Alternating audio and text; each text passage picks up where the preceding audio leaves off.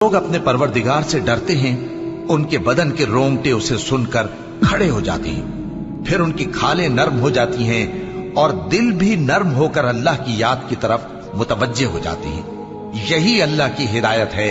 वो इससे जिसको चाहता है हिदायत देता है, और जिसको अल्लाह गुमराह रहने दे उसको कोई हिदायत देने वाला नहीं। भला जो शख्स क़यामत के दिन अपने चेहरे पर बुरे अजाब को रोकता हो, क्या वो वैसा हो सकता है जो चैन में हो? और जालिमों से कहा जाएगा कि जो कुछ तुम करते रहे थे अब उसके मजे चखो। जो लोग इनसे पहले थे उन्होंने भी तकजीब की थी, तो उन पर अजाब ऐसी जगह से आ गया कि उनको खबर ही न थी। फिर उनको अल्लाह ने दुनिया की जिंदगी में रसवाई का मजा चखा दिया, और आखिरत का अजाब तो बहुत ही बड़ा है।